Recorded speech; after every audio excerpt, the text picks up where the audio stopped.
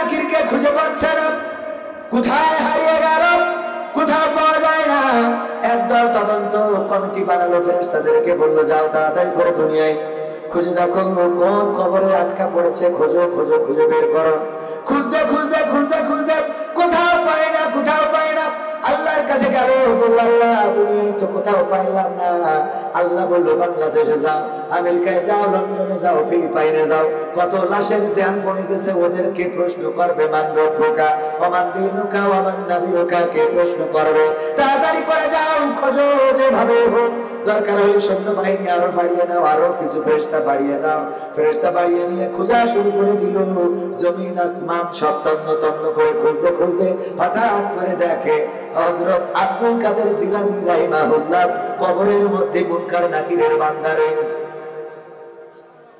বান্দা রয়েছে, বাধা রয়েছে, বান্দা মানে বাধা, বাধা রয়েছে। কেন বাধা, কি অপরাধ তা জানে না, বাধা দেখেই চলে গেছে ফেরেশতারা। যে বলল আল্লাহ পাইছি, কিন্তু দেখলাম হাত কড়া দিয়ে বাইন্ধে রেখেছে, পিছনের মধ্যে হাত মুড়া দিয়ে বাইন্ধে রেখেছে। আল্লাহ কি করবো, কয় তাড়াতাড়ি ছাড়াই নিয়ে আসো।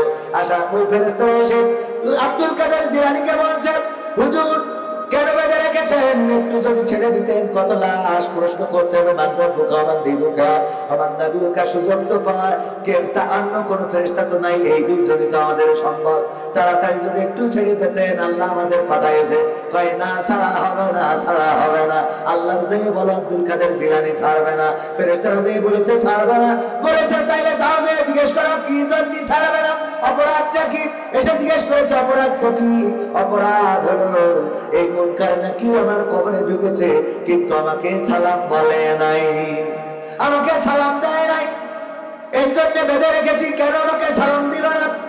ঠিক আছে, ভালো কথা। ফেরেশতাদের আল্লাহ বললেন জিজ্ঞাসা করো কি করলে ছেড়ে দিবেন। আব্দুল কাদের জিলানীকে বললো আব্দুল কাদের জিলানী অপরাধ তো করে ফেলেছে, ভুল তো করে ফেলেছে, কি করলে ছেড়ে দিবা বলো দেখি। বলতেছে ছেড়ে দেব, ছেড়ে দেব যদি এই ইরাকের মধ্যে, এই বাগদাদের মধ্যে যত কবর আছে সব কবরগুলোকে যদি ক্ষমা করে দেয়, আল্লাহ রাব্বুল আলামিন ক্ষমা করে যদি জান্নাতের বাগান বানিয়ে দেয়, তাইলে আমি এই মুনকার নাকিরকে ছেড়ে দেব। আল্লাহর কাছে বললো আল্লাহ এই বাগদাদে যত কবর আছে আব্দুল কাদের জিলানী বলেছে কবরগুলোকে যদি ক্ষমা করে দেয় তাইলে ছেড়ে দেবে। আল্লাহ রাব্বুল আলামিন বললো আব্দুল কাদের জিলানী তো আমারে সহজ করে দিয়েছে। ওরে আব্দুল কাদের জিলানী, তুমি যদি আজকে আমারে যে বিপদে ফেলাইছাও, তুমি যদি আজকে আমারে বলতে গোটা দুনিয়ার তামাম জাহানের, দুনিয়ায় যারা এসেছে আর আগামীতে যারা আসবে সবার কবরগুলো মাফ করে দিতে হবে, আমি যে বিপদে পড়েছি মাফ করে দিতাম। তুমি শুধু বাগদাদের কবরগুলোকে মাফ চেয়েছো, আমি আল্লাহ এই বাগদাদের সকল কবরের আযাব মাফ করে জান্নাতের বাগান বানাই দিলাম। বলেন সুবহানাল্লাহ। তাদের মাথায় হাত দিয়ে অন্তত আর মিথ্যা বলবে না। এটা হলো গুরুত্বপূর্ণ বুঝাতে। আল্লাহ সময়ের কসম কেন করলেন?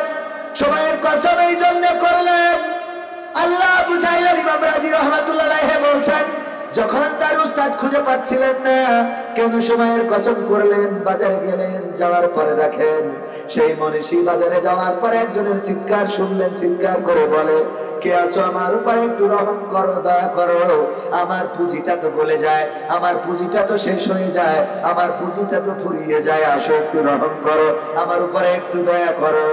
এই কথা বলছিল, চিৎকার করে ডাকছিল।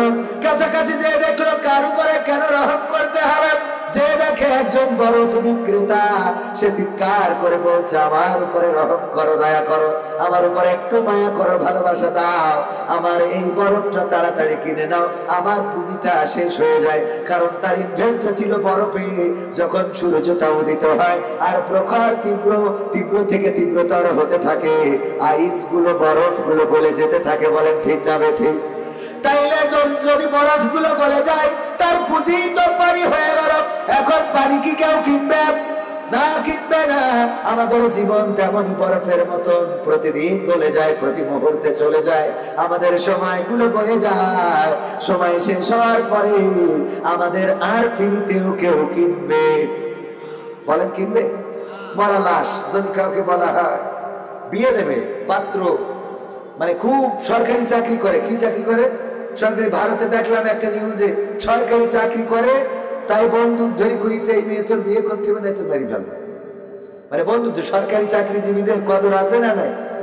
আছে, মানে কি কালো কুলো হইলেই হয়। আমার যুবকরা সারা জীবন চোখে দিয়ে দিয়ে দেখা যায় কালো কুলো নিয়েছে, ঠিক না বেঠে? সরকারি, আরে বাবা এইটার মনে হ্যাঁ হইতে পারে না। ও আমার ভাইরা, কথাটা এই জন্য বললাম, এই সরকারি চাকরিজীবীও যদি মারা যায়, বলেন দেখি ওই মারা লাশের আর কোনো দাম আছে? সময় শিখিয়ে দেয়, সময় চলে গেলে আর কোনো দাম নাই। 16টা বছর জননেত্রী শেখ হাসিনা, আমি উদাহরণ দেওয়ার জন্য বলি, কত সুন্দর করে দেশটা চালাইলো। যারা খুন করেছে, গুম করেছে, উলিয়া উলিয়া পরহেজগার, এদেরকে নিরাপত্তা দিল। 16টা বছর তারাও তেলবাজি করে গেল। অনেকেই দোয়া করে, আল্লাহ বঙ্গবন্ধুর সপরিবারে যারা হত্যা করেছে তাদের জান্নাতুল ফেরদাউস দাও। শয়তান, ও আমলিক করার অধিকার নেই, ঠিক না বেঠিক? ওর আমলিক করতে কয় কিনা? দোয়া বুঝিস না, দোয়া করিস। আবার একজন দোয়া করছে, আল্লাহ বঙ্গবন্ধুকে তুমি জাহান্নামের উচ্চ মাকাম দান করো। ও জানেই না জাহান্নাম কে জান্নাত আছে না নাই। এদের আমলিক করারও কোনো অধিকার নাই। ভাইরা আমার, আমলিকদেরকে বলবো, আমলিক করানোর লোক খুঁজে পান না আমাদের, দেখেন লাইন মতো দোয়া করে দেবো, যা হয় হবে। আমাদের দোয়া তো আপনাদের ভালো লাগে না। দেখেন 16টা বছর ধরে দোয়া করলাম, কবুল হয়েছে না হয় নাই? আমরা বলেছি এই জালিমের পতন হবে, আজ হোক কাল হোক এই জালিমের পতন হবে, পরাজয় হবে। আল্লাহর কাছে চিৎকার করে কেঁদেছি, আল্লাহ তুমি এই জালিমের পতন ঘটাও, পতন ঘটাও। বিএনপিও পতন করাইতে পারে নাই, জামাতও পারে নাই, হেফাজতও পারে নাই। আন্দোলন করলো কত, কোনো আন্দোলনে কাজ হয় নাই, খালি লাশের সারি বেড়েছে। অথচ আমার ছাত্র জনতা জেগে উঠল, রাজপথে দাঁড়ালো। আর সেই রাজপথে দাঁড়ানোর পরে ছোট ছোট বাচ্চা শিশুগুলো, নাবালকেরা বলল, আমরা শান্ত হতে চাই, আমরা মুগ্ধ হতে চাই, আমরা উৎসাহিত হতে চাই। আর আল্লাহ রাব্বুল আলামিন এই ছোট ছোট নাবালক শিশুদের হাতে বিজয়টা দান করে দিলেন। বলেন সুবহানাল্লাহ। বিজয় দান করেছেন কে? আর এখন অনেকেই ফল ভোগ করে, অসুবিধা নেই, করে, কিন্তু নীতি নৈতিকতার মধ্য থেকে করবেন, অনৈতিক ভাবে না, ঠিক না ঠিক? অনৈতিক ভাবে যদি আগে যা হয়েছে এখনো যদি তা হয়, তাইলে কিন্তু আমাদের এই পরিবর্তনের কোনো দাম আছে নাকি? না, কোনো দাম নাই। আসল কথায় আসি, পয়েন্টে চলে আসি। আমি সময়ের কথা বলছিলাম, ভাইরা আমার, এই সময়ের গুরুত্ব দিতে হবে। সময়ের গুরুত্ব দিতে যদি ব্যর্থ হই, তাইলে আমাদের এই জীবনটাই বরবাদ হয়ে যাবে। চোখেরই পলকে তুমি হতে পারো লাশ, চিরতরে বন্ধ হবে তোমারই নিঃশ্বাস। হবে আলাম তোমার নাম মসজিদের মাইকে, হবে আলাম তোমার নাম মসজিদের মাইকে। বাড়িওয়ালা নাই রে, বাড়ি নাই রে দুনিয়াতে, বাড়িওয়ালা নাই রে, বাড়ি নাই রে দুনিয়াতে, বাড়িওয়ালা নাই রে, বাড়ি নাই রে দুনিয়াতে, বাড়িওয়ালা নাই রে, বাড়ি নাই রে দুনিয়াতে। ঠিক না বেঠে? এই গানের গীতিকার জনাব মুহতারাম আব্দুল কাদের হাওলাদার চিরজনমের মতো বিদায় নিয়ে চলে গেল। অন্ধকার কবরে পাড়ি জমিয়েছি। যে মানুষদেরকে সাবধান করেছে, ভাই মাইকের অবস্থা এই হলো তো আমার আরেকটা মাহফিল আছে, পেশমারা খাবো, গলা তো ডাইরেক্ট খেয়ে ফেলছে। ভাই একটু পিছনটা বাড়াই দেন। ওই যে মিক্সার নিয়ে আইছেন একটা, ওটা যদি কাজ না হয় তা নিছেন কেন? খামাখা ভাড়া দেবেন না। মাহফিল দেয় লাখ লাখ টাকা খরচ করে, কিন্তু মাইকটা একটু যত্ন করে নেবে। হুজুরদের খাতি না দেন, অন্তত গাঁথি দিয়ে মেশিনটা তো দেবেন নাকি? আমাদের এটা মাইক খারাপ হলে এ হইলো এই যে মানিকির মতো, বেশি থাকবে বেশি ছাড়া।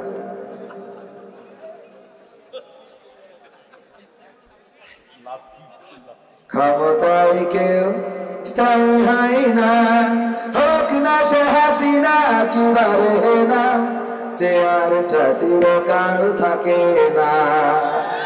ক্ষমতায় কেউ স্থায়ী হয় না, মুজিবুর বেশি দিন থাকেনি, জিয়াউর কেউ তো রাখেনি। মুজিবুর বেশি দিন থাকেনি, জিয়াউর কেউ এরশাদ চলে গেছে পৃথিবী ছেড়ে, এরশাদ চলে গেছে পৃথিবী ছেড়ে, কেউ আজ তার কথা কয় না। ক্ষমতায় কেউ স্থায়ী হয় না, হোক না সে হাসিনা কিংবা রেহেনা, সে আরটা চিরকাল থাকে না। হাসিনা ক্ষমতা ধরে রাখতে আয়না ঘর বানিয়েছিল, জনগণের রোশানলে দাদার দেশে পালিয়ে গেল। হাসিনা ক্ষমতা ধরে রাখতে আয়না ঘর বানিয়েছিল, জনগণের রোশানলে দাদার দেশে পালিয়ে গেল। ডিবি হারুনের পাশে আর, ডিবি হারুনের পাশে আর পরিমণিদের দেখা যায় না। ঠিক না বেঠি? ও আমার ভাইরা, এটাও সময়ের কথা বলার জন্য গানটা গাইলাম, কোন রাজনীতি করার জন্য নয়, রাজনীতির জন্য নয়। সময়টা শিখিয়ে দিল ক্ষমতা চিরদিন থাকে না। নমরুদের ছিল না, ফেরাউনের ছিল না, আব্রাহার ছিল না, আবু জাহেলের ছিল না। এখনকার যারা নব্য তাদের পথের পথিক, তাদেরও এই ক্ষমতা চিরকাল স্থায়ী হবে। কত কয় না হবে না, হবে না। সুতরাং সময়টাকে গুরুত্ব দিতে হবে। আল্লাহ বললেন 16টা বছর দিলাম, 16টা বছর দিলাম। আমি দেখতে চাইলাম এই 16 বছরে তুমি কি করো।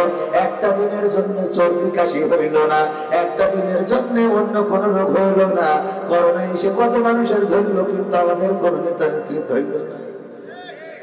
করোনাও আমাদের ভয় পায়। ঠিক না ঠিক? আমরা করোনার চেয়েও শক্তিশালী, আমরা করোনার চেয়েও শক্তিশালী। ঠিক না বেটে? করোনার চেয়েও আমরা শক্তিশালী। সুতরাং ভাই নাই, ও আমার ভাইরা, করোনা কত লোকের নিয়ে গেল, কত আল্লাহ নিয়ে গেল, কত আল্লাহ নিয়ে গেল, কিন্তু আমার নেত্রীর সময় দেওয়া হলো না। দেখা যাক আরো কিছু ভালো কাজ করে কিনা, আরো কিছু দূর ভালো কাজ করে কিনা। কিন্তু আল্লাহ রাব্বুল আলামিন সর্বশেষ যখন জুলুমের একেবারে চূড়ান্ত সীমারেখা অতিক্রম করলো, আমার ছাত্র জনতা, নিষ্পাপ ছাত্র জনতা অধিকার চেয়েছিল, চাকরি চেয়েছিল, বৈষম্য বিরোধী একটা রাষ্ট্র চেয়েছিল, আর তার বিনিময়ে তাদের বুকের উপরে বুলেট বিদ্ধ করা হলো, তাদের উপহার দেওয়া হলো বন্দুকের গুলি। সেই বন্দুকের গুলি আমার জনগণের টাকায় কেনা হয়, বলেন ঠিক কিনা? আমাদের পুলিশেরা আমাদের টাকায় বেতন পায়, আমাদের র্যাব, আমাদের ডিবি, আমাদের ডিজিএফআই, আমাদের এনএসআই, যত প্রশাসনিক বাহিনী আছে, সব জনগণের মাথার ঘাম পায়ে ফেলা, সব জনগণের রক্ত পানি করা টাকা। এই টাকায় তারা বেতন পায়, এই টাকায় তাদের বউয়ের লিপস্টিক হয়, এই টাকায় তাদের বউ রংঢং করে বেড়ায়, আর আমাদের বুকের মধ্যে তারা গুলি ঢুকিয়ে দেয়। আল্লাহ বলল, তোদের এই জুলুমের অবসান আমি করিয়ে দেব। লাগলে বল, আল্লাহ জুলুম অবসান করিয়েছে না করাই নাই? আল্লাহ জুলুমের অবসান করালেন। ও আমার আওয়ামী লীগের ভাইয়েরা, ও আমার বিএনপির ভাইয়েরা, জামাত, হেফাজত, জাসদ, বাসদ, যে দলের হন না কেন, এতটুকু বলবো ভাইয়েরা আমার, সময়কে কাজে লাগাবেন। যতটুকু সময় পাবেন ভালোর সাথে থাকবেন, আলোর সাথে থাকবেন। রহম করবেন কে? আল্লাহ হেফাজতকারী, হেফাজত করবেন। যদি হেফাজত না করে, এই বাংলার জমিনে থাকবেন। এই ইতিপূর্বে বাংলাদেশের কোন সরকারকে ক্ষমতা ছাড়ার পরে দেশ ছাড়া লাগে নাই, বলেন ঠিক কিনা? দেশ ছাড়া লেগেছে, তার মানে এমন অপরাধ করেছে, দেশ তো নিজে ছেড়েছে, আরো 300 এমপি মন্ত্রী তারা ছাড়লো। আর আমার স্যার দোকানে বসে বুড়ি টিনা টানা মুসাল্লি বলে, শেখ হাসিনা ভাই নাই, ধানমন্ডি ছাড়ি নাই। ঠিক না ঠিক? আল্লাহ কি কব ভাই, তোর হেদায়েত হইল। আচ্ছা নাই কত নেতা কিরা বলে হাতি ঘোড়া গেল তোর, আর মশা বলে কত জল। ও আমার ভাইরা, হাতি ঘোড়া সব তো পালিয়ে গেল। যারা বললো পালাবো না, পালাবো না, প্রয়োজন হলে ফখরুলের বাসায় গিয়ে উঠবো। ঠিক না বেঠে? এই পাড়াবেড়া বড় লোকটা কোথায় হারিয়ে গেল? গৌর গোবিন্দের মতো পাইলাম না খুঁজে। ও আমার ভাইরা, আজকে তারা সব চলে গেল। কত ক্ষমতা থাক, কত ওলিয়া উলিয়া পরহেজগার ৮০-৯০ রাকাত তাহাজ্জুদ পড়তো আমার হযরত শামীম ওসমান হাফিজাহুল্লাহ। ঠিক না বেঠে? ৮০-৯০ রাকাত তারাবি নামাজ আদায় না, তারাবিরা তাহাজ্জুদের নামাজ আদায় না করে ঘুমাই নাই। আমার দরবেশ বাবার কত ফজিলত, কত কেরামতি। শেয়ার বাজার কেমন করে লুণ্ঠন করা যায় উনি মুজিজা দেখায় লুণ্ঠন করে নিয়েছিল না নাই? এই দরবেশ বাবা সালমান ইব্রাহিম পালাবে তো পালাবে, সেই নহর কিস্তি নিয়ে আসলো যে মরিবাসী নহর কিস্তি উঠবো। দাড়িটাও কেটে ফেললো, তারপরও শেষ রক্ষা হইলো। হযরত মাওলানা ওবায়দুল কাদের সব তো আল্লাহর ওলি, এই আল্লাহর ওলি গেল। তারপরে আমার মানিকা কত বড় পরহেজগার বান্দা বুঝতে পারলো এই দুনিয়ার জীবন জীবনই না। সুতরাং কি করতে হবে? আল্লাহর পথের পথিক হইতে হবে। তাই মুখের দাড়িটা ছেড়ে দিলে, মাথায় টুপি পরাইলো, সব আরাম আয়েশ ত্যাগ করে বনবাসে যেয়ে গলা পাতায় শুয়েছিল। ঠিক না বেঠে? তার ধরলো তো ধরলো, বেশি পর্যন্ত খুলে নিলে। এমপিরা সব কোথায় গেল? মন্ত্রীরা সব কোথায় গেল? কোথায় কাদের কাকা? তাদের সারা দেশটা এখন লাগে ফাঁকা ফাঁকা। ঠিক না বেঠে? পালাবো না পালাবো না পালাবে না, যাই না তবু দেখা। পালাবে না পালাবে না, যাই না তবু দেখা। তাদের সারা দেশটা এখন লাগে ফাঁকা ফাঁকা, ওদের সারা দেশটা এখন লাগে ফাঁকা ফাঁকা। আইন মন্ত্রী আটকে গেল আইনেরই ফাঁকে, দাড়ি সারা দরবেশের ভণ্ড ভণ্ড লাগে। আইন মন্ত্রী আটকে গেল আইনেরই ফাঁকে, দাড়ি সারা দরবেশের ভণ্ড ভণ্ড লাগে। শুনছি কত নেতা নেত্রী খাইতেছে ভাই ডান্ডা, বিচারপতি কালামানিকের ফাটিয়েছে আন্ডা। পলকের ঝলক গেল, পলকের ঝলক গেল থামিয়ে নেটের চাকা। তাদের সারা দেশটা এখন লাগে ফাঁকা ফাঁকা, ওদের সারা দেশটা এখন লাগে ফাঁকা ফাঁকা। কই গেল সেই সংসদেতে মমতাজের গান? কোথায় গেল হযরত বলা শামীম ওসমান? ইমামে নন্দীপু মনি আছে কারাগারে, বাপ করিলে পাপ কখনো সারে কি আর তারে। কোথায় গেল স্পিকারে? কোথায় গেল স্পিকারের দৃষ্টি আঁকা বাঁকা? তাদের সারা দেশটা এখন লাগে ফাঁকা ফাঁকা, ওদের সারা দেশটা এখন লাগে ফাঁকা ফাঁকা। কই গেল সেই সংসদেতে মমতাজের গান? কোথায় গেল হযরত বলা শামীম ওসমান? খেলা হবে, ঠিক না ঠিক? কই গেল সেই সংসদেতে মমতাজের গান? কোথায় গেল হযরত বলা শামীম ওসমান? ইমামে নন্দীপু মনি আছে কারাগারে, বাপ করিলে পাপ কখনো সারে কি আর তারে। কোথায় গেল স্পিকারে? কোথায় গেল স্পিকারের দৃষ্টি আঁকা বাঁকা? তাদের সারা দেশটা এখন লাগে ফাঁকা ফাঁকা, ওদের সারা দেশটা এখন লাগে ফাঁকা ফাঁকা। কোথায় গেল আরাফাত আর ব্যারিস্টার সুমন? কথা বলার সময় তারা করে নিয়োজন। মুরগি কবির খাইছে ধরা, জাফর কোথায় আছে? গোপনে কি সে গেল মনি দাদুর কাছে? গেছে না যায় না? কোথায় গেল সালামের? কোথায় গেল সালামের কারি কারি টাকা? তাদের সারা দেশটা এখন লাগে ফাঁকা। ও আমার ভাইরা, এ গান কোন রাজনীতির গান না, আমার আওয়ামী লীগের ভাইদের বিরুদ্ধে গান না, করুণার নেতা নেত্রীর বিরুদ্ধে গান না। শুধু বোঝানোর জন্য সময়টারে গুরুত্ব দিতে না পারলে এই দুনিয়া ফাঁকা ফাঁকা হয়ে যাবে। আপনার শূন্যতা হয়তো কিছুদিন অনুভব করা লাগতে পারে, কিন্তু চেয়ার শূন্য থাকবে।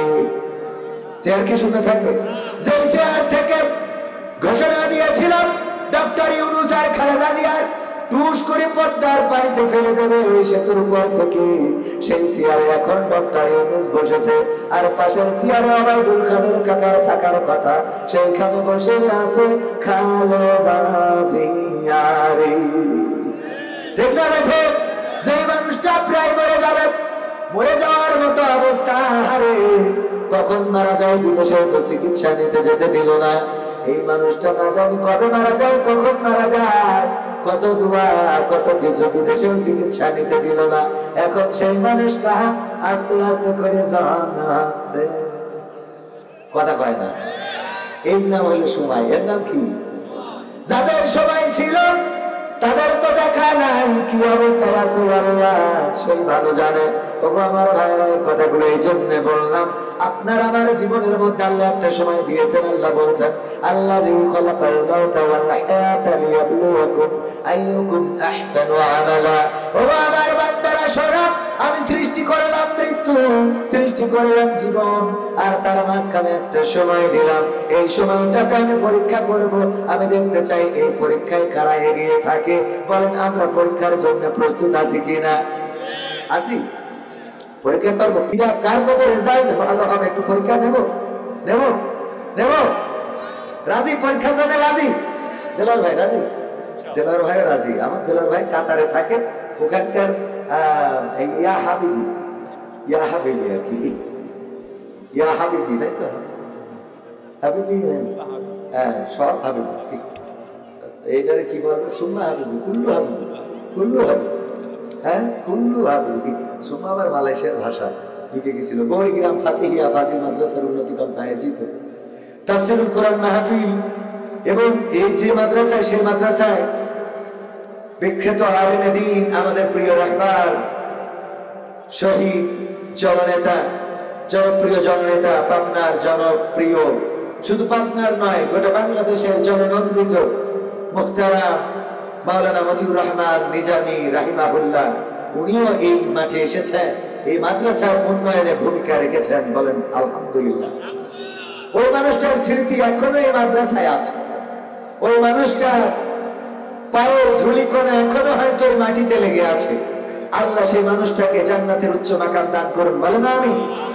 তো সেই মাদ্রাসা উন্নয়ন কল্পে আয়োজিত মাহফিলের শ্রদ্ধাভাজন সভাপতি জনাব মোহাম্মদ জাহাঙ্গীর আলম সাহেব, এছাড়া প্রধান অতিথি হিসেবে থাকার কথা জনাব মোহাম্মদ জাহিদুল ইসলাম সাহেব, যিনি উপজেলা নির্বাহী অফিসার ইউনো সাথিয়া পাবনা। বিশেষ অতিথি হিসেবে আরো থাকার কথা মোখলেসুর রহমান সাহেবের, আব্দুল ওয়াহাব মাস্টার সাহেবের।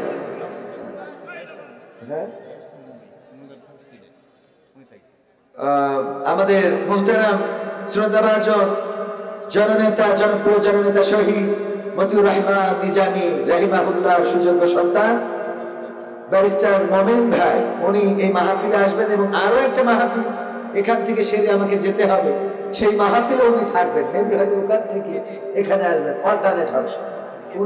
উনি ওখান থেকে এখানে, আমি এখান থেকে ওখানে। আলহামদুলিল্লাহ, আল্লাহ আমাদের এভাবেই দিনের খেদমত করার তৌফিক দান করুন, বলেন আমিন।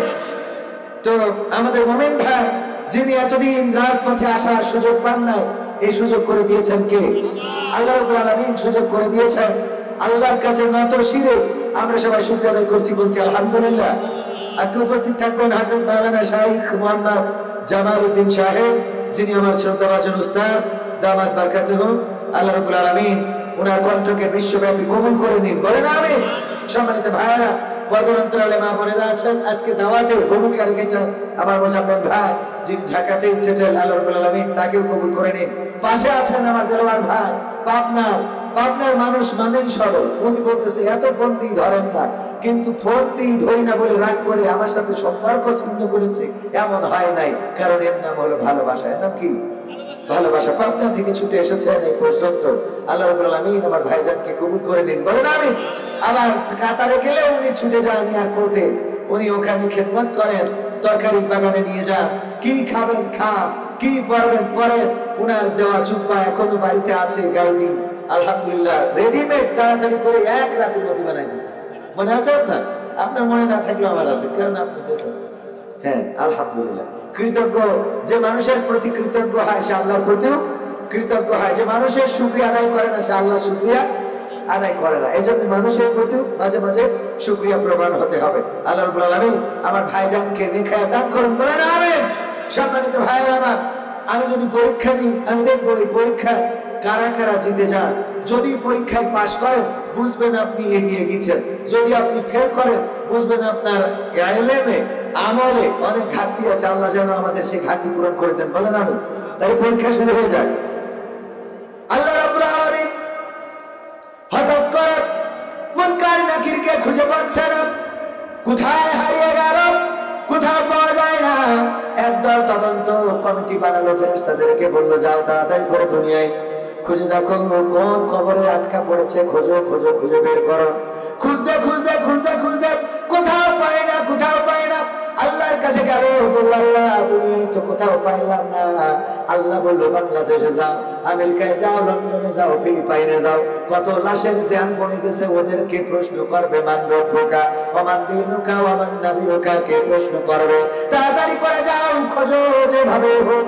দরকার হলে সৈন্যবাহিনী আরো বাড়িয়ে নাও, আরো কিছু ফেরেশতা বাড়িয়ে নাও। ফেরেশতা বাড়িয়ে নিয়ে খোঁজা শুরু করে দিল।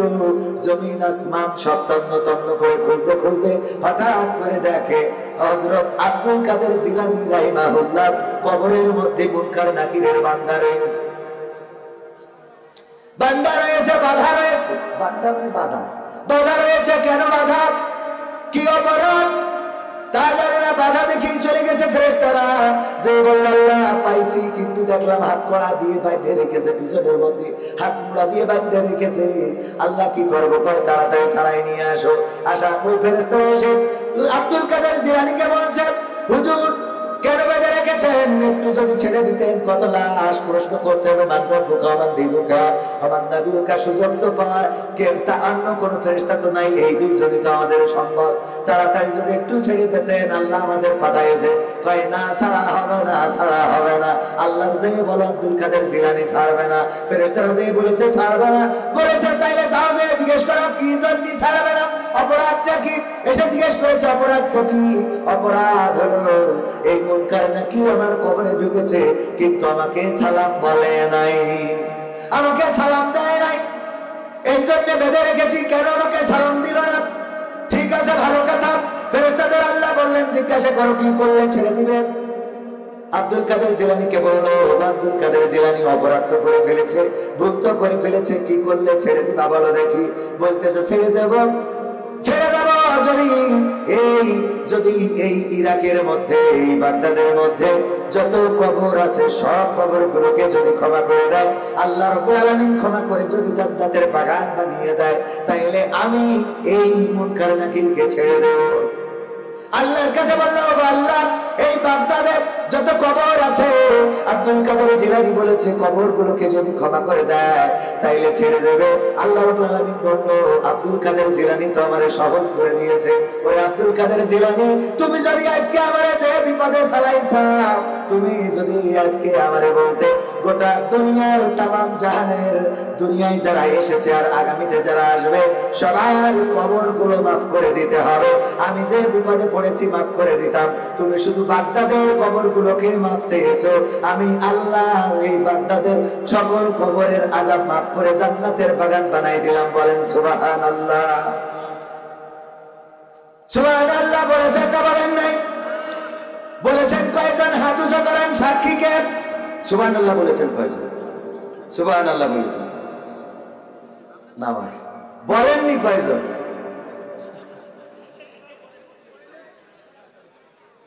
যে কয়জন বলেননি এই কয়জন পাশ, আর যারা বলেছেন সব।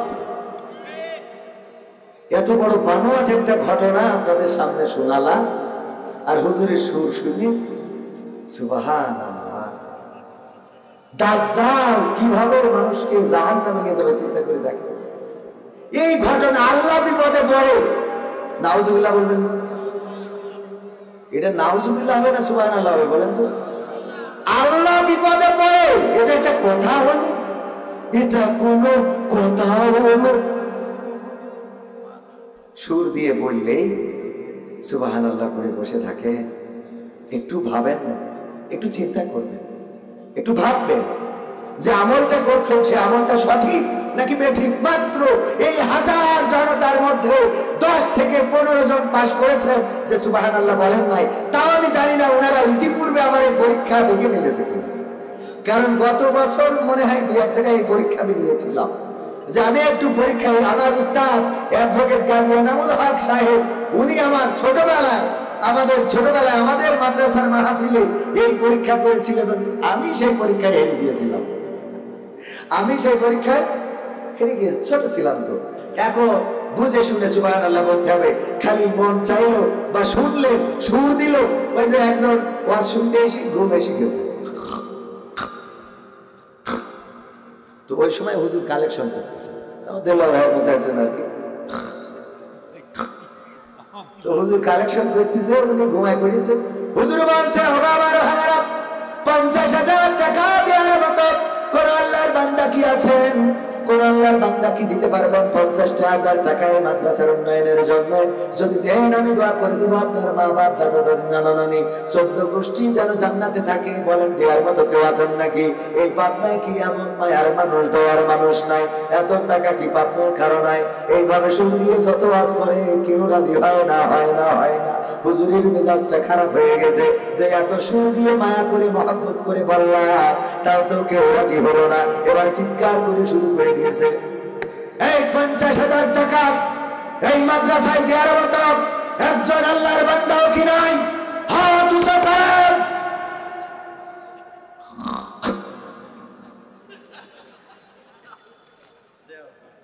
ও হাত উঁচু করেছে। হুজুর বলছে, ভাই নাম কি? ওবায়দুল কাদের। আল্লাহ ওবায়দুল কাদের 50,000 টাকা দিল তোমার এই গৌরীগ্রাম ফাতেহিয়া ফাজিল মাদ্রাসার জন্য। আল্লাহ কবুল করো। ওর মা বাপ 14 গোষ্ঠী যারা আল্লাহ কবরে আছে সবগুলো তুমি জান্নাতুল ফেরদৌসে রেখে দাও। ও হাত তুলে বলছে, আল্লাহ কালকে যে বিড়ি না টানলি পায়খানাও হবে না, আমার তো 1 প্যাকেট বিড়ি কেনারও টাকা নেই। 1 প্যাকেট বিড়ি যে কিনবো ও টাকাও তো পকেটে নেই। হুজুর তো 50,000 টাকা দোয়া করে বসে রয়েছে। বাবা এ তো বেকায়দা অবস্থা।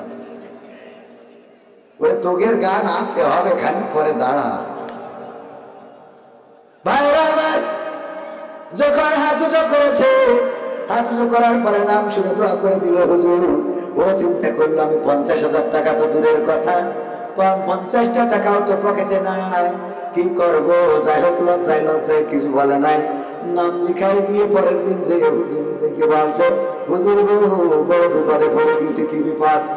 হুজুর কালেকশন করছিল আর আমি এর মধ্যে ঝিমাচ্ছিলাম। হুজুর বলেছে 50,000 টাকা দেওয়ার মতো কে আছে? হাত উঁচু করো। আমি আগের লাইন না শুনে পরের লাইন খালি হাত উঁচু করো শুনে হাত উঁচু করেছি। আগের লাইন শুনতে পাই নাই, হাত উঁচু করার পরে 50,000 টাকার দোয়া আমার করে দিয়েছে। ও হুজুর 50,000 টাকা তো দূরের কথা, আমার পকেটে তো 50টা টাকাও নাই, আমি এখন কি করব? হুজুর বলছে, না দিতে পারলি তো না দিলে যেহেতু ভুল করে হাত উঁচু করে ফেলে যাও, ঘুমের ঘরে ছিল অসুবিধা নেই। কয় অসুবিধা নেই কথা তো ঠিক আছে হুজুর, কিন্তু ওই হুজুর দোয়া করেছে, আল্লাহ ওর মা বাপ 14 গোষ্ঠী যারা কবরে আছে জান্নাতে দিয়ে দাও। এখন টাকা না দিতে পারলে কি ওদের ফেরত এনে জাহান্নামে রেখে দেবে? যদি টাকা না দিতে পারে তো ওদের কেবল ফেরত নিয়ে আসবে নাকি? নিয়ে এসে জাহান্নামে ঢুকাবে কিনা? ও আমার ভাইরা, হুজুর বললাম তাহলে মাথায় রাখতে হবে যে আগামীতে যখন যা শুনবেন তখন কি দিয়ে শুনবেন? মন দিয়ে। কি দিয়ে? এ ব্যাপারে আল্লাহ পবিত্র কালামে হাকিমে বলেছেন, ওয়াইযা কুরিয়াল কুরআনু ফাসতামিউ লাহু ওয়া আনসিতু লাআল্লাকুম তুরহামুন। আবার আল্লাহ বলছেন, যখন তোমাদের সামনে কোরআন পড়া হবে, কোরআন থেকে বলা হবে, তখন তোমরা তোমাদের হৃদয়ের কান দিয়ে শুনবে, যাতে করে তো তোমরা চুপ থাকবে, এবং হৃদয়ের কান দিয়ে শুনবে যাতে করে তোমাদের উপরে আল্লাহর রহমত বর্ষণ হতে পারে। বলেন সুবহানাল্লাহ। আল্লাহর রহমতের দরকার আছে না নাই? আল্লাহর রহমতের, আল্লাহ রহম যেখানে করেন বরকত সেখানে ঢেলে দেন, আর আল্লাহ যেখান থেকে রহমত তুলে নেন সেখানে আর কোন বরকত থাকে? কথা কয় না থাকে? এই জন্য আমরা একে অপরের দোয়া করি কি বলে? আসসালামু আলাইকুম ওয়া রাহমাতুল্লাহ, আপনার উপরে শান্তি, আল্লাহর শান্তি এবং রহমত বর্ষিত হোক। আর উনি জবাবে বলে দেন ওয়া আলাইকুমুস সালাম ওয়া রাহমাতুল্লাহি ওয়া বারাকাতুহু। আপনার উপরে আল্লাহর শান্তি রহমত এবং বরকত বর্ষিত হোক। কত সুন্দর দোয়া। আর এই দোয়াগুলো এখন না করে অনেকেই বলে গুড মর্নিং, সকালবেলা কি বলে good morning, good evening, good afternoon, good night. ওরে বাবা, এগুলো বলার থেকে যদি আপনি সালাম দিয়ে শুরু করেন, সালাম দিয়ে শেষ করেন, আপনি দোয়া করলেন কত সুন্দর করে, আল্লাহর রহমত শান্তি বর্ষিত হোক, রহমত বরকত বর্ষিত হোক, তিনিও আপনার জন্য দোয়া করে দিল। ও আমার ভাইয়েরা, এমন করে দোয়া করার দরকার আছে না নাই? আছে। কিন্তু আমাদের মধ্যে সমস্যা হলো আমরা অপরিচিত মানুষের সালাম দেব, হুজুরদের সালাম দেব, যাদের আমরা চিনি না তাদের সাথে যদি প্রথমে দেখা হয় সালাম দেব। কিন্তু যাদের আমরা চিনি, যাদের ভালোবাসি, বাবা সন্তানকে সালাম দেয় না, বলেন ঠিক কিনা? অথচ আগে পাগলেও তো নিজের ভালো বোঝে, কথা কয় না? পাগলেও তো নিজের ভালো বোঝে। আপনি কোন পাগল যে নিজের সন্তানের বলেন না যে তোমার উপরে আল্লাহর শান্তি রহমত বর্ষিত? আপনি বলেন না কেন? এটা তো আগে সন্তানের বলতে হবে।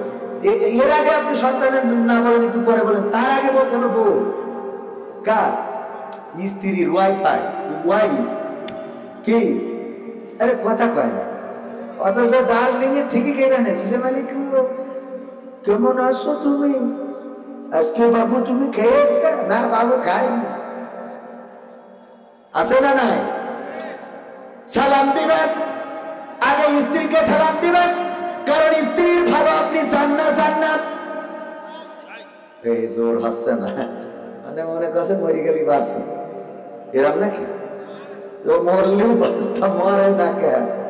তবে পুরুষরা তো এই কথা বলে না, বরং পুরুষরা আমার দেওয়ার ভাই গান গায়, আমি পারি না আর পারি না, আমি কেন মরি না, আজরাইল কি চিনে না আমার গো, আমি পারি না আর পারি না, হয়তো 2 দিন পরে মরবো, আগে মরলে কি ক্ষতি, ওরে এই দুনিয়ার রং তামাশা বুঝলাম না রে একরতি, ও আমার ঘরের রমণী সেজে কালে নাগিনী, ঘরের রমণী সেজে কালে নাগিনী, আমারে বাজাইলো 12টা, আমি পারি না আর পারি না।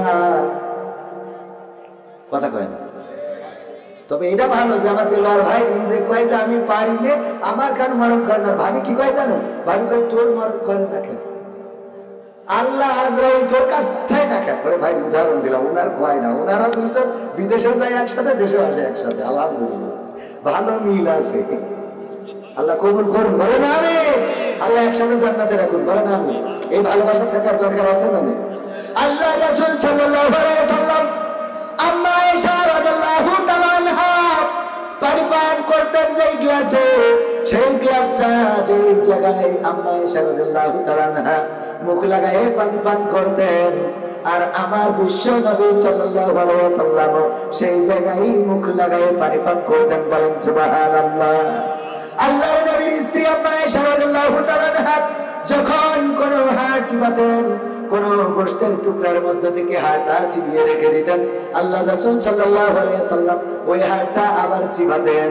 আল্লাহর নবীর স্ত্রী আম্মা আয়েশা রাদিয়াল্লাহু তাআলা আনহা জিজ্ঞাসা করলেন, এমন কেন করেন গো নবী? আল্লাহ রাসূল সাল্লাল্লাহু আলাইহি ওয়াসাল্লাম বললেন, ওগো আয়েশা, এতে করে আমার প্রতি তোমার প্রতি আমার মহব্বত আল্লাহ রাব্বুল আলামিন বাড়িয়ে দেন, বলেন সুবহানাল্লাহ। কিন্তু আমরা এইগুলো করতে পারি কি করে? আমাদের মা বোনেরা ওরা নিজেরা স্বামীর জন্য পরিচ্ছন্ন থাকে না, গোবর দিয়ে মশাল বানায়, আছে না নাই? গোবর দিয়ে মশাল বানায় আর ময়লা মাটি কাদা মাটি মেখে বেড়ায়। যেদিন বলে, আমি যদি বলি আমার স্ত্রীকে, আমার বেবি গো আজকে দেলোয়ার ভাই বাড়ি যাবো পাপ নাই, আমার বন্ধু মানুষ, তার সাথে তোমার আজ পরিচয় করাই দেবো, ওরে বাবা সাজু গুজু দেখে কি ডারে, ঠিক আছে? ঠিক এইবার সাজা গুজা লিপস্টিক কনে কুতি কনে দেবে, ঠোঁটেরটা নাকে লাগাই বসে টিপ, ছোটটা বড়টা পারবে, কোনটা সুন্দর দেখা যায়, কারণ দেওয়ার ভাইয়ের সামনে জাতি হবে দেখে যেন বলে কবির ভাইয়ের মালটা ভালো। কথা হয় না, সত্যি বলবেন না? আপনি এটা উদাহরণ, আপনার আজকে আজ আসিছেন যখন, আজকে তেসরা খেয়ে যান, আল্লাহ কবুল করুন, বলেন আমিন। আসবে বাস খাবেন না তাহলে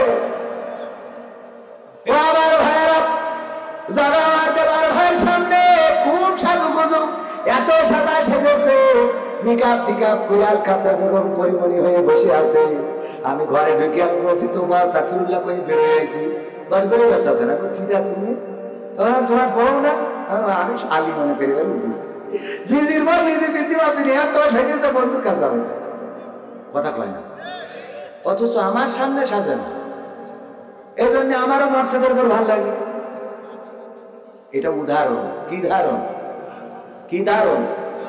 স্ত্রীরা যদি স্বামীদের জন্য সাজুগুজু না করে, যদি মেকআপ না করে, স্বামীদের জন্য ছোট ছোট পোশাক যদি না পরে, স্বামীদের জন্য পাতলা কাপড় যদি না পরে, তাহলে ওই স্বামীরা ওই পরিমণির ছোট পোশাক দেখে পাগল হবে, ওরা ওই পাতলা কাপড় দেখে পাগল হবে। কিন্তু আমার নারীরা যারা নিজের স্বামীর জন্য এইটা পরে না, আর বাইরে যেদিন পার্টি হবে, যেদিন বিয়ে বাড়ি যাবে, যেদিন কারো মুসলমানিতে যাবে, যেদিন কারো ডিজে পার্টিতে যাবে, ওই দিন যখন সাজু গুজু করে যায়, ওই যাওয়াটা তার জাহান্নামের যাওয়ার কারণ হয়ে দাঁড়ায়। বলেন ঠিক কিনা? ঠিক না বেঠে? এই জন্য মা বোনেরা যারা পর্দায়, আজকেই স্বামীকে বলবে যান বাজার থেকে ছোট ছোট কাপড় এনে দেন, ওইগুলো পরেন না বুঝে আর একটা দেখিতে ওই যে টাঙ্কি বাড়ি বেড়াচ্ছে। এই ঠিক বলছি না? ঠিক বলছি। এগুলো বলা লাগছে না, বললি তো এইসব পরকীয়া ঠেকাতে পারছিল। খালি ডিভোর্স আর ডিভোর্স, পরকীয়া বেড়ে গেছে। বাড়ার কারণ তো এছাড়া তো আমি কারণ দেখি না। কারণ ওই যে ওই সব থেকে মানে হ্যাঁ মুরব্বী, ঠিক না? ঠিক। হ্যাঁ, কি করছে হুজুর? আমার একটা প্রশ্ন ছিল। আমি একটা মেয়েকে খুব ভালোবাসি, কিন্তু আমি বিবাহিত। এখন আমার করণীয় কি? শয়তান রে শয়তান, অসুবিধা। এটা খারাপ ভাবে নিয়ে আর কিছু না। আল্লাহ এইভাবেই মানুষকে তৈরি করেছে। মানসিকতা দিয়েছে কি? এই মানসিকতা দিয়েছেন কে? এই ভালোবাসা আছে বলে একজন প্রবাসে পরিশ্রম করে আমার আপনি কাতারে থেকে এই যে ভাবি নিয়ে গেলেন, এই ভালোবাসাটা আছে। ঠিক না ঠিক? ঠিক না ঠিক? ভালোবাসা আছে বলে রাতের পর রাত মাহফিল করে বেড়াচ্ছি, যেদিন একটু ফাঁক পাচ্ছি টান দিয়ে বাড়ি চলে যাচ্ছে। কথা কয় না, তাড়াতাড়ি বাড়ি দেখো, 4-5 দিন 7 দিন হয়ে গেল বাড়ি না। এটা সত্যি যেটা, সেটা তো সত্যি কথা, কত অসত্য। এ ভাই সত্যটাই বলো। এই ভালোবাসা আছে বলে উনি যে প্রশ্ন করেছে, খারাপ ভাবে নেওয়ার দরকার নেই। যদি সত্যি ভালো লেগে থাকে, তার সাথে প্রেম করা যাবে না। আপনার বিয়ে করার অপশন আছে কয়টা? 4টা। আল্লাহ রাব্বুল আলামিন বলেছেন বিয়ে করো 2, 3 অথবা 4, যদি ইনসাফ করতে পারো। যদি মনে করো যে না পারবো না, তবে একজনই সন্তুষ্ট থাকো। কয়জনে? একজনে। সুতরাং আপনি যাকে ভালোবাসেন, যদি ভালোবেসেই ফেলেন, বিবাহিত, কোনো অসুবিধা নেই, আপনি বিয়ে করতে পারবেন। আল্লাহ আপনাকে আরো একটা বিয়ে করার তৌফিক দান করুন। বলেন আমিন। আমার মাসুদ রানা ভাই নাম লিখে দিয়েছে, আল্লাহ মাসুদ রানা ভাইকে 2 বোর মালিক করে দিন। বলেন আমিন। বিয়ে একাধিকে কোনো ক্ষতি নেই, বরং গুনাহ থেকে বাঁচাতে পারেন। বিয়ে একাধিক করলে কোনো ক্ষতি নেই। আপনি বিধবা, অসহায়, অনাথ, আপনি বিয়ে করেন। আপনি বিয়ে করলেন মানে একটা পরিবারকে বাঁচালেন। আপনার যদি টাকা, আপনার কাতারে যত টাকা আছে বা এই টাকা আপনার বউ তো 3 পুরুষকেই শেষ করতে পারবেন। আপনি আরো 2টো বিয়ে করলে অসুবিধা কি? বিয়ে 2টা করেন, একটা কাতারে রাখেন, একটা বাংলাদেশে রাখেন, সবাই কোনো অসুবিধা নেই। আল্লাহ কবুল করুন। বলেন আমিন।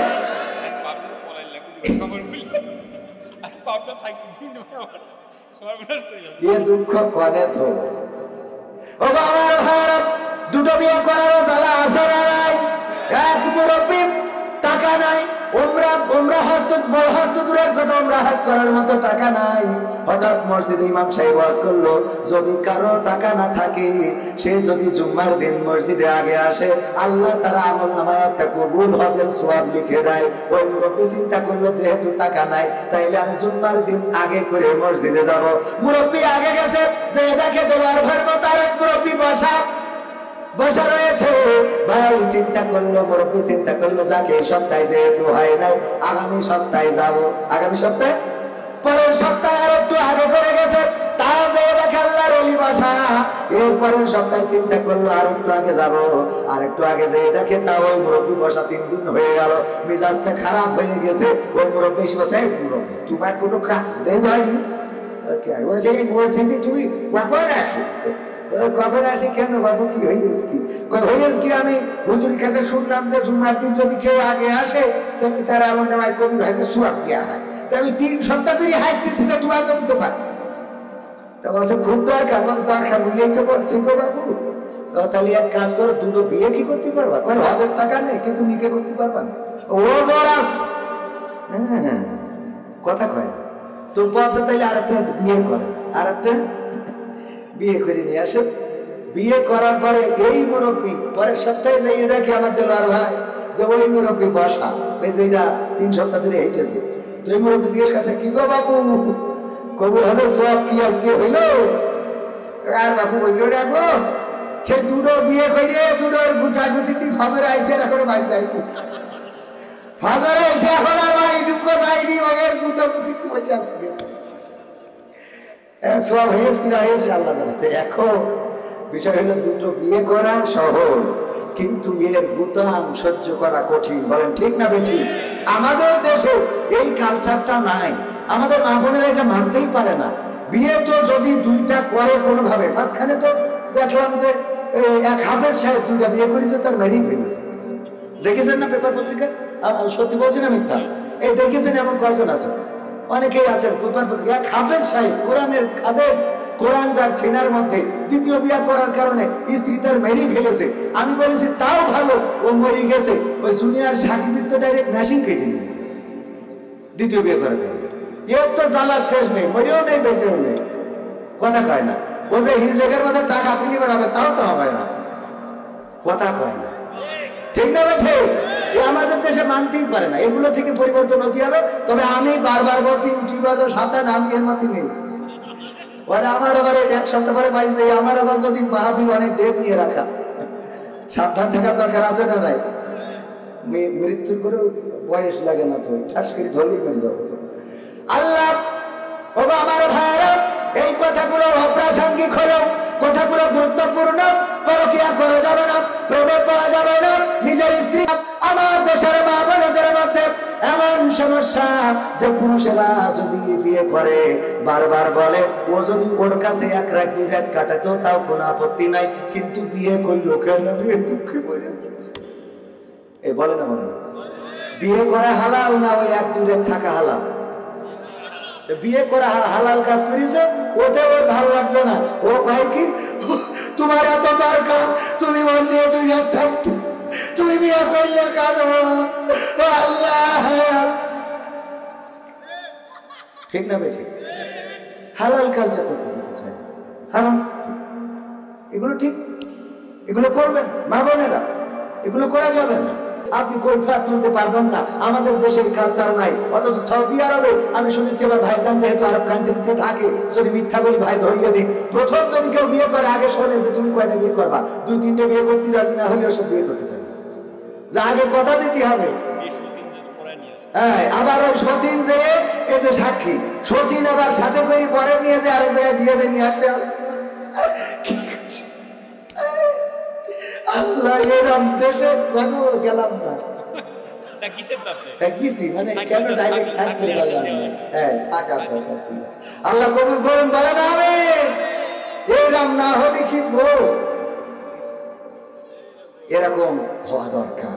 এটা হইলে স্বামী ঠিক থাকবে, স্বামী অন্যায় করবে না, অপরাধ করবে না, পাপ কাজে লিপ্ত হবে না। ওগো আমার ভাইয়েরা, পবিত্র কোরআনের 2 নম্বর সূরা, সূরা বাকারার 28 নম্বর আয়াত তেলাওয়াত করেছিলাম শুরুতে। কাইফা তাকফুরুনা বিল্লাহি ওয়া কুনতুম আমওয়াতান ফাআহইয়াকুম সুম্মা ইউমিতুকুম সুম্মা ইউহয়িকুম সুম্মা ইলাইহি তুরজাউন।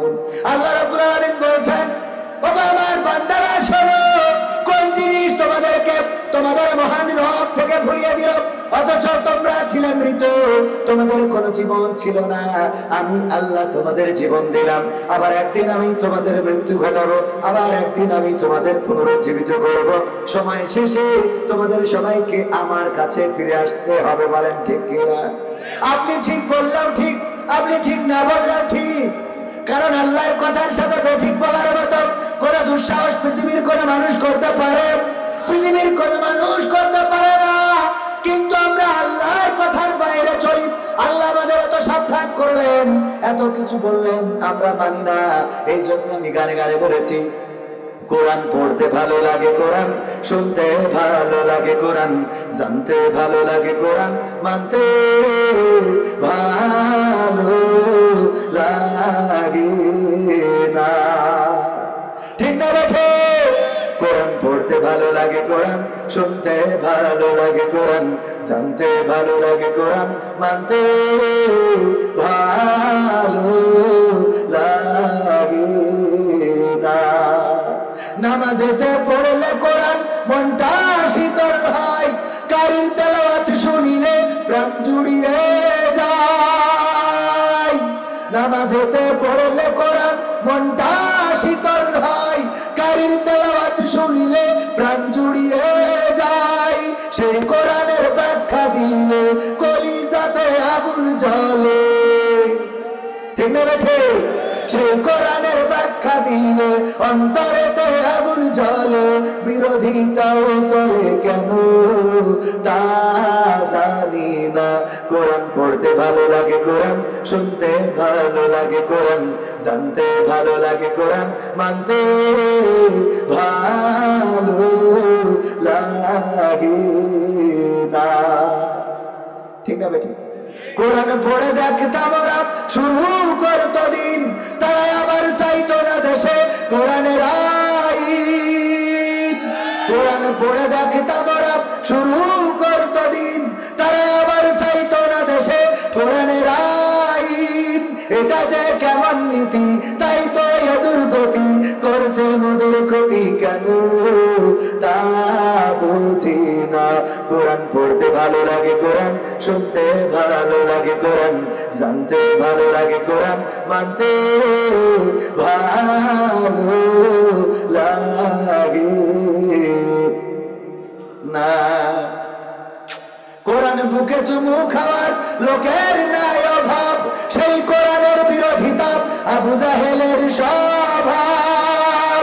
কোরআন বুকে চুমু খাওয়ার লোকের নাই অভাব, সেই কোরআনের বিরোধিতা আবু লাহাবের স্বভাব।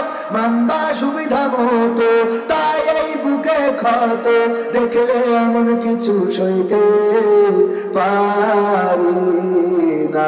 কোরআন পড়তে ভালো লাগে, কোরআন শুনতে ভালো লাগে, কোরআন জানতে ভালো লাগে, কোরআন মানতে ভালো লাগে না।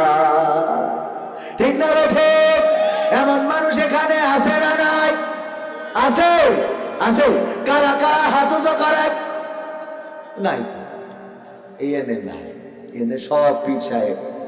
আল্লাহ সবাইকে কবুল করে নাও, বলেন আমিন। আমি ব্যক্তিগত ভাবে কোরআন সব মানি এমন না, তবে মানার চেষ্টা করি। কোরআন জানতে হবে, মানতে হবে, কোরআনের সাথে সম্পর্ক রাখতে হবে, তবে এই কোরআন আপনার আমার নাজাতের ওসিলা হবে। বলেন সুবহানাল্লাহ। সম্পর্ক রাখতে রাজি আছি না নাই? এই কোরআনের জন্য, এই কোরআনের ঘর, এই কোরআন শিক্ষা দেওয়া হয় কোথায়? সেই মাদ্রাসা হলো গৌরীগ্রাম ফাতেহিয়া ফাজিল মাদ্রাসা। এই মাদ্রাসায় কোরআন শেখানো হয় না, হয় না। কোন রকম অল্প আব্বা মা পিটাইয়া পাটাইয়া শিখাইছিল বলে এখনো মোটামুটি বলে কই খাইয়ে যেতে পারতেছি। যদি এতটুকু না শেখাতো তাহলে আমার দিয়ে ওয়াজ করা হতো? বলেন, আমার দিয়ে ওয়াজ করা হতো? এই কোরআন যদি শেখেন, আমি অল্প জানি, তাই যদি এত দূর আসতে পারি, তাহলে যারা আরো বেশি জানেন কত দূর যাবেন। মিজানুর রহমান আজহারি জনপ্রিয়তা আকাশ চুম্বি, আমির হামজা আসলে লোক বেশি হয় না কম হয়। আল্লাহ মামুনুল হক আমার মাহফিলে দাওয়াত দিয়েছিলাম, এসেছিল এত লোক, মাঠে জায়গা ধরে নাই। ওগো আমার ভাইরা, এই ইজ্জত দান করেন কে?